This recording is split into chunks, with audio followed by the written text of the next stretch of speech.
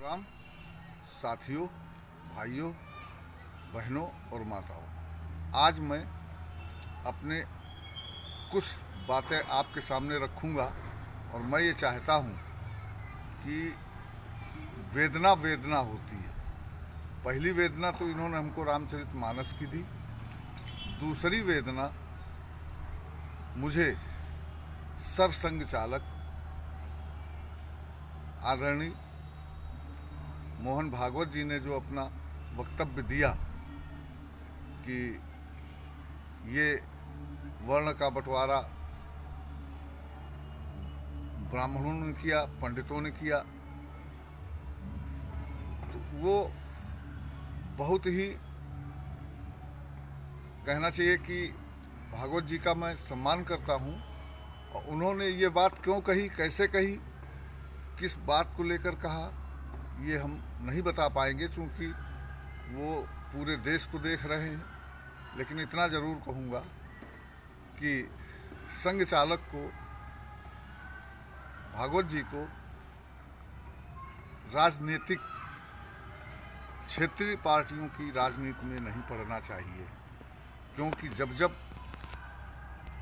Bharatiya Janata party ने मायावती जी को जब साथ दिया, तब इनके साथ क्या क्या हुआ, शिवपाल सिंह ने क्या किया, अखिलेश ने क्या किया, मुलायम सिंह ने क्या किया, ये तो बहन जी का ही कलेजा जानता है। उसमें भी ब्राह्मण ने मदद की थी अतिथि गृह कांड में, जब ब्रह्मदत्त द्विवेदी के द्वारा ही इनकी मर्यादा बची। और इनके साथ क्या होता वो तो उनकी स्वयं की आत्मा जानती होगी।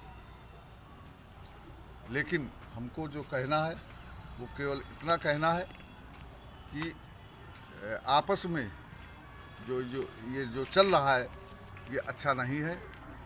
और मैं अपने किसी भी वक्तव्य को इस टाइप से नहीं कहना चाहता हूँ जिस टाइप से ये लोग क्षेत्रीय पार्टियाँ कहती हैं। ये इनके नारे रहे बीच में कि मिले मुलायम काशीराम, हवा मुड़ गए जय श्री राम।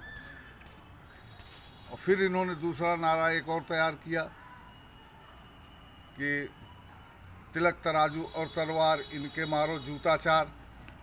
इनके शब्दों को आप देखिए, इनकी भावनाओं को आप देखिए, इनकी भावनाएं क्या हैं, इनके शब्द क्या हैं। जब ये जूता चला रहे थे, खुला जूता चला रहे थे, नारे दे रहे थे, तब ब्राह्मणों ने जबान नहीं खोली। और यूज करने के लिए, प्रयोग करने के लिए इन्होंने, बहन जी ने सतीश मिश्रा को ले लिया ताकि ब्राह्मण आ जाए। इन्होंने मिश्रा को ले लिया, कहीं पार्क बनवा रहे हैं। तो ब्राह्मण कोई यूज एंड थ्रो नहीं है। ब्राह्मणों की जनगणना करा लीजिए और ब्राह्मणों की ताकत को आजमा लीजिए। ब्राह्मण कोई एक प्रांत में नहीं है, पूरे ऑल इंडिया में है। और ब्राह्मणों का शोषण बहुत हुआ। आज़ादी में ब्राह्मण मारे गए। जब देश आज़ाद हुआ तो चेक की तरह से भुनाने के लिए मुल्ला जवाहरलाल नेहरू, जो जाति के मुसलमान थे, उन्होंने लिखा यहाँ पंडित जवाहरलाल नेहरू। पंडित शब्द को जोड़ करके इन्होंने ब्राह्मणों के वोट लिए और 40 वर्ष शासन किया, 50 वर्ष शासन किया। इन्होंने, जवाहरलाल नेहरू ने और इंदिरा जी ने अपने आगे किसी को रखा ही नहीं। ललित नारायण मिश्रा मारे गए, वीर बहादुर सिंह मारे गए, लाल बहादुर शास्त्री मारे गए।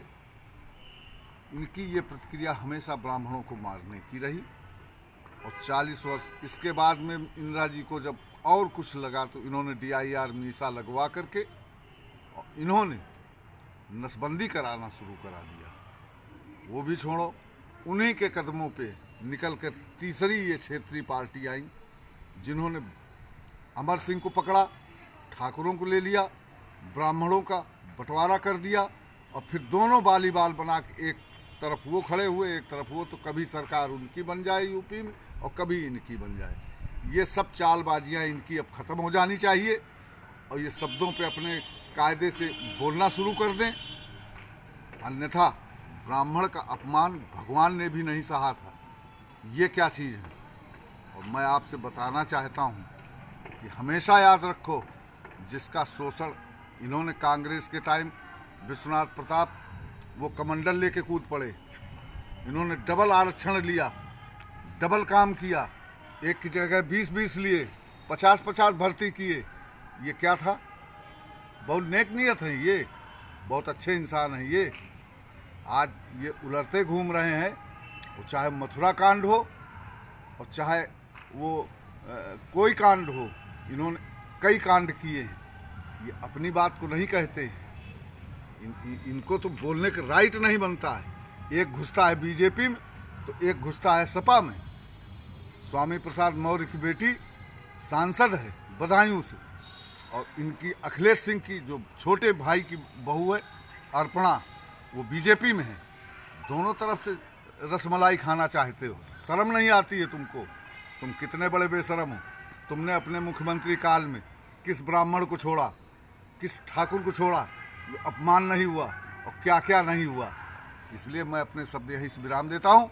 और ये मत सोचना, हमारे साथ बजरंग दल भी है, हमारे साथ संघ भी है, हमारे साथ विश्व हिंदू परिषद भी है, और सबके साथ मैं जुड़ा हूँ। और मैं अपने सनातन की लड़ाई लड़ता रहूँगा, चाहे मैं दुनिया में जिंदा रहूँ या न रहूँ या मारा जाऊँ। और मैं ब्राह्मणों से, क्षत्रियों से, वैश्य से, सबसे हाथ जोड़ के निवेदन है कि आप भ्रमित न हो, आप इधर उधर भटके नहीं, और इनसे लड़ाई लड़ने को हमेशा तैयार रहिए।